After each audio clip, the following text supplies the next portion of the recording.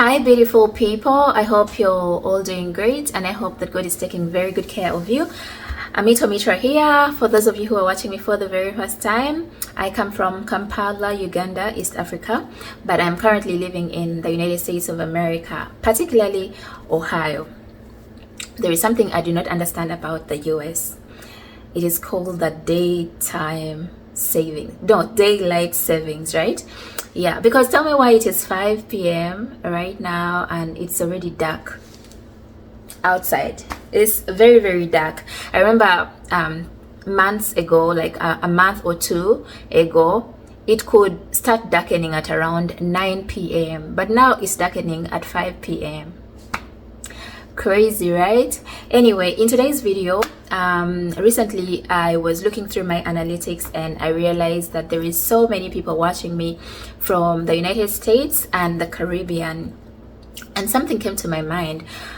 Maybe I should talk more about where I come from, because I'm very sure not so many of you have been to Uganda before, and if I talk about my country, maybe I would entice you guys to take a vacation, or go and visit, or even make friends in Uganda.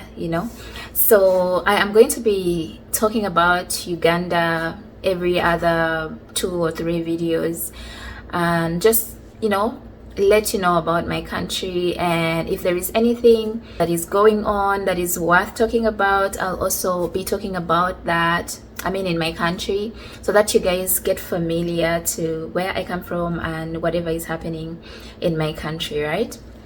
Yeah, but I also understand that before I talk about my country and everything that is happening in my country, I need to talk about myself. You guys need to know me, understand me before you can understand my country. I don't think I have ever introduced myself fully on this channel. Not even when I was beginning the channel, I never told you everything about me. I remember, I think I told you my name and me coming from Kampala, Uganda, East Africa, and that was it. But today I am going to be talking about myself and my life, till date. I was born in Kampala, particularly Mulago Hospital, by my amazing parents. God bless them. They were much younger than I am right now. By the time they gave birth to me, they did a great job raising me and my siblings. I have 5 siblings, 4 boys and 1 girl. There were 2 girls initially. We were 3. Unfortunately, we lost 1. May she rest in peace. We miss her a lot. But yeah, I have 4 brothers and 1 sister currently. We grew up in Zambia, and that was entirely because one of my parents worked there. That is where my dad was stationed. My parents worked for the government then, which kind of contributed highly to the trajectory of our lives, because the government then was so good. I don't know what changed. I really don't know what changed. Somehow along the way things changed, but when we were still young, when I was young, the government was so good. I mean it. Sorry about that. We had to pick a call. Took me 30 minutes, but I am back. What was I saying? I was talking about my parents. Them being public servants was very advantageous to us because it came with some positives. Number 1, shelter. The government then, I don't know about the government right now, but the government then in Uganda provided all public servants with shelter. So we had this bungalow free of charge. We weren't paying any rent, year in, year out. And we also had free water, free electricity. The only challenge was that once in a while we would have water shortages and of course power shortages. Actually, there's a time in life where power was where power was like off during the day and it would come back at night. Recently I had visited my American parents at their home and something happened. Power went off, and it looks like power in the US doesn't just go off. It goes off like once in maybe a year or something. So that day power went off for like 1 hour. Something was not right with, I think, the poles or that line, because about four or five houses didn't have power, and then everyone else had power. And one of the houses that we affected was my American parents' house. Guys, it was the three of us in the house, my dad, mom, and I. But the drama that I witnessed that night, it was too much. I can never forget it. Like, it was too much drama. I remember my American mom was having cooking dinner when the power went off, and it really disorganized her. She became really stressed out, having to now shift to was it the grill? No, the gas, something like that. I don't remember, but it was hectic, and she was very stressed out. She was totally stressed out. Dad was stressed out as well, and all I kept telling them was like, it's okay, it's okay, it's okay. But it wasn't okay for a moment. It wasn't okay. They really wanted things to, you know, get together, and things were just falling apart. But the reason that's why I felt like it was dramatic is because I grew up in a country where for about 3 or 4 years straight, or even 5 years straight, there's a time where power would be off during the day, like the whole day.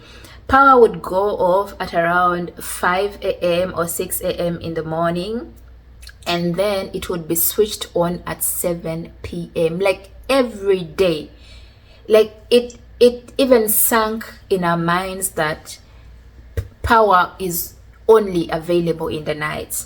That is kind of the situation I grew up in. There's a time, it wasn't like the whole time I grew up, but then there's a time, it was either 4, 5, or 6 years, we could not access power every day. We could only access power between 7 p.m. and maybe midnight, because after midnight we were sleeping, so we didn't care about whether there's power between midnight and 6 a.m. or not.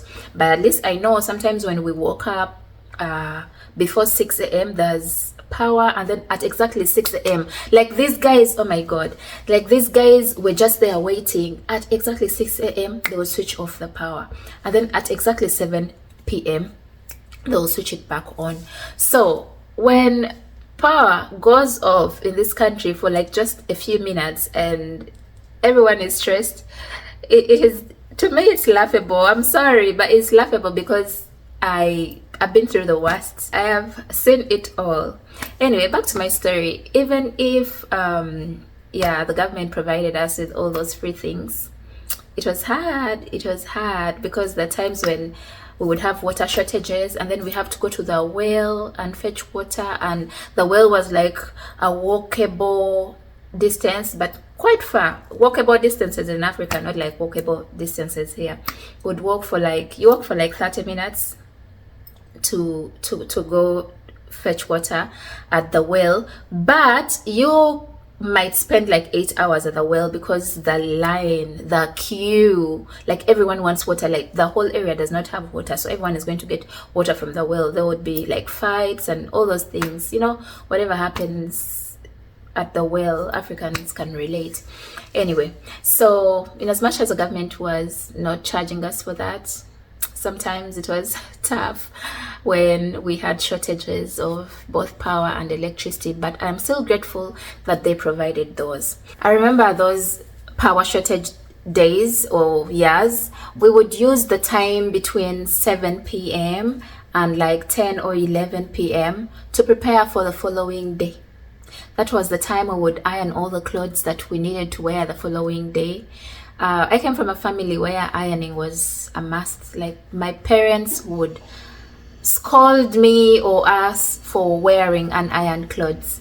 Yeah, so we'd make sure that we ironed all the clothes. Like even if you are not so sure about what you're going to wear the following day, you iron about 4 or 5 options so that you end up finding something to wear the following day.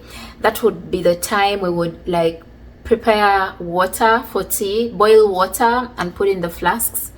During that time, I don't think we had like the electric kettles. We were using the basic kettles, So we would boil water. We would boil water and put in the flask. We used to have like those huge flasks, the big ones, because my family was kind of huge. We had cousins and, you know, relatives staying at our home.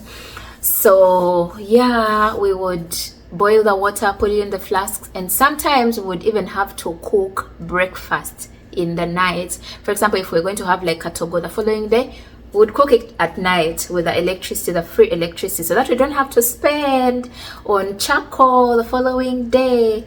Yeah, and sometimes we would even like cook pre-cook lunch that night. For example, if we're supposed to eat like beans the following day for lunch, we'd make sure we boil the beans in the night so that the following day all we have to do is fry them, you know.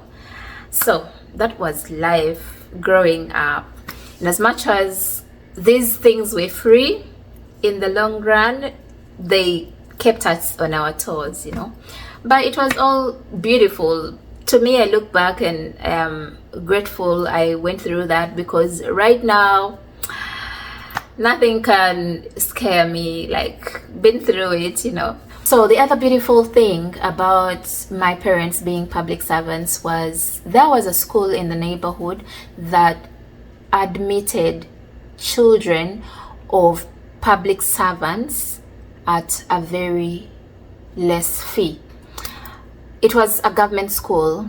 Yeah, it was where I grew up in Zambia. It was called Police Children's School. Yes. So my father was a policeman, right? And this school admitted all policemen children at it was like 15,000 Ugandan shillings, which is like $5. Somewhere around there. Yeah, which is like $5. Imagine, for a whole term, which is 3 months.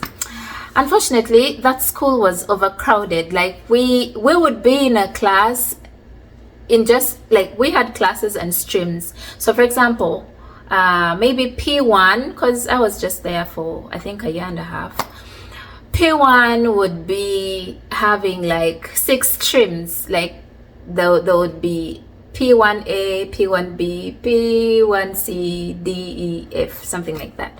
And in just one class, I remember I was in P1B. Yes, P1B. In just P1B, we were like 400 kids in the class, 400 children. So that is how crowded the school was, and that kind of affected, because it was just one teacher per subject. How is one teacher going to make sure that all the 400 kids understand, grasp whatever they're teaching? So it was kind of tricky. I think but I was performing well. My parents realized that the school was really overcrowded, and they, I think, knew that if I continued at that school, it wasn't going to be very good for me. So they took me to a private school. I went to St. Peter's Primary School in Zambia, where school fees was quite higher than what my parents paid there, but the education was really good. So that is where I continued my, you know, of course, I didn't talk about my baby class. I went to a totally different school. My middle, my top class, it's P1 that I went to that school, and then I studied, I think, P1 and half P2, I don't know. Then I moved to St. Peter's, and yeah, it went well. Studied at St. Peter's up to my primary 7, performed really well, and I went to Buloba High School. Before sitting for primary 7, I picked out 4 schools that I really wanted to go to in my secondary, and when the results came back after sitting, I performed really well, and guess what? All the schools gave me admission. The only challenge was all these schools were extremely expensive for my parents. They could not afford. So my parents had to go out of the schools that I had selected to look for another school that was quite more affordable than them.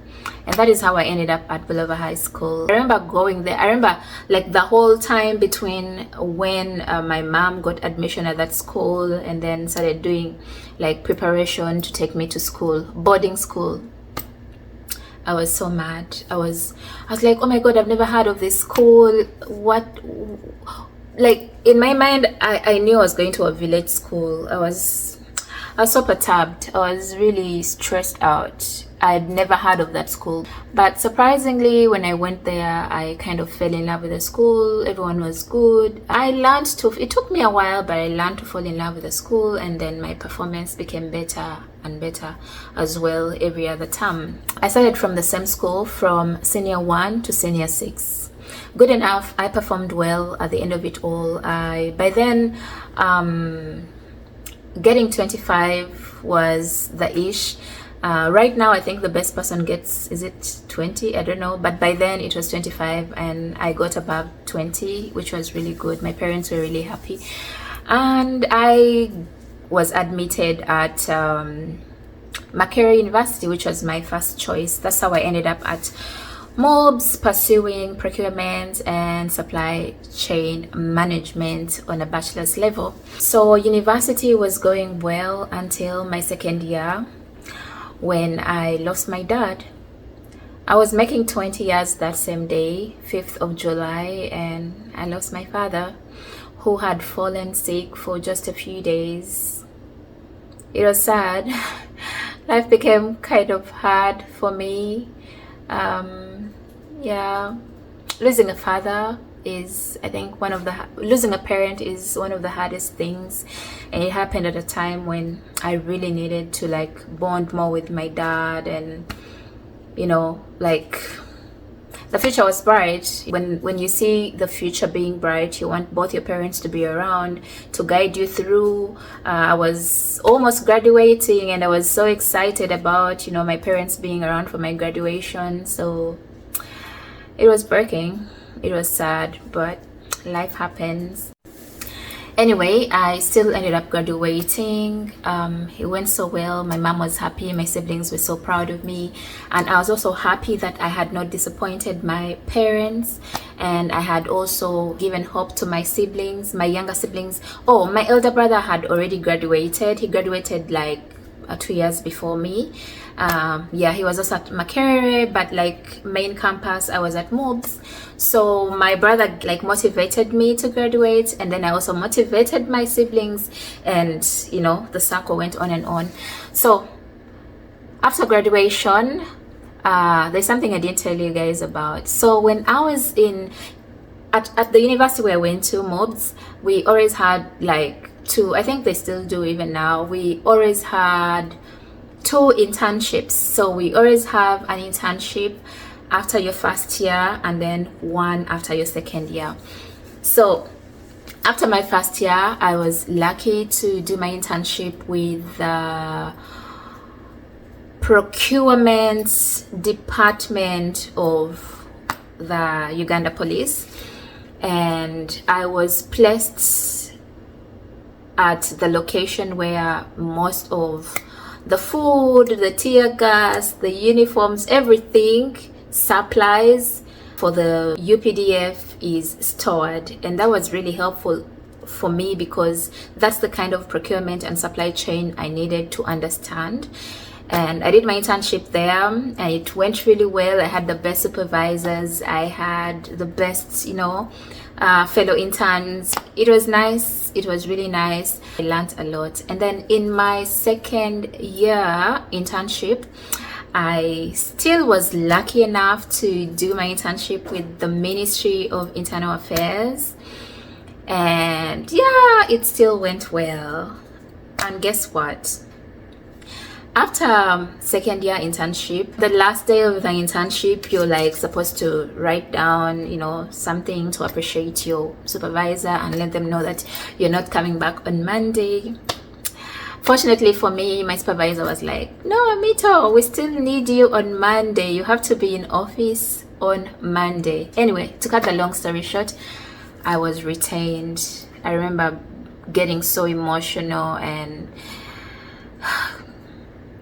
it being a very huge ministry like that, knowing that my supervisor really appreciated my work and saw potential in me, made me really teary and emotional. I remember telling my mom, it's funny how My mom and I were working in the same ministry, but my mom had no influence. Like, she was also surprised. I remember going back home and telling her, "Oh, mom, I was told to go back." And my supervisor didn't, at that point, didn't even know that my mom worked in the same, ministry. He just retained me because I was good at what I was doing. And I remember going back home and telling my mom that, guess what? I am going with you to work on Monday. And she was like, really? What happened? I was like, yeah, my supervisor still needs me around. And I remember going back, and I was the only one that had been retained. We were, several people doing internship, and I gave glory to God. To cut the long story short, I ended up being at the ministry for 8 years. Yeah, so it worked out well for me. I got the best experience working in the procurement unit, and right now I am so grateful for my supervisor who taught me everything that I know today. Of course, at one point he had to leave, and then I got other, I don't know, 4 or 5 supervisors after that. But he was the best. May God bless him. Yeah, I got other supervisors along the way, and they were all good, by the way, until the last one. Oh my God, the last one was a pain. Was a pain in the ass. Anyway, my supervisor was not a nice person. He was very disrespectful, very abusive. He felt he was better than everyone. I remember the times he would call me stupid, and sometimes I would go back home and look into the mirror and ask myself if I was really stupid, because you're calling me stupid and then tomorrow you want me to do all the work. And I was like, God, what's wrong with this guy? Thank God I'm not there anymore. Anyway, along the way, I realized I had so much passion for scents. I got into the scents business. I sold some perfumes for a while, but then at some point I was like, why am I selling other people's perfumes, other designers' perfumes? Why don't I make something of my own, like from scratch? And that's how I entered into candle making. I started making my own candles, the Mitra scents candles. I would play around with the scents. I would make the basic scents. I would play around with like 2, 3 or 4 scents, combine them together and make this one very amazing scent. And I really enjoyed doing that, and it's something that I wished I could do here, but there is a lot of competition in this country. Like, there is so many people making candles, there are so many companies making candles, and yeah, it was kind of easier to do in Uganda because on top of me loving it, there's not so many people making scented candles in Uganda. But now almost everyone is making candles, so I had to put that aside. So I now can only make candles for my own consumption, or if I'm going to gift them to friends and family, but not for commercial purposes. But of course, still figuring out so many things that I can do here. On top of that, I'm going to go back to school and all that stuff that I'll be letting you guys know along the way. But I am in a happy place. I'm grateful to God for this whole trajectory of my life. It has really been amazing. It has been a very sweet journey, bittersweet, but I loved it all, and I am grateful that it was the way it was. It could have been worse, So yeah, I'm grateful to God. I have told you everything about me for now. Otherwise, thank you guys for listening to the story of my life. In case there is anything I have not talked about that you think I should have talked about, kindly write it in the comment section and I will respond. I really appreciate you guys. I love you a lot and a lot and a lot. And I pray that God blesses you all abundantly. See you in the next video. Bye bye.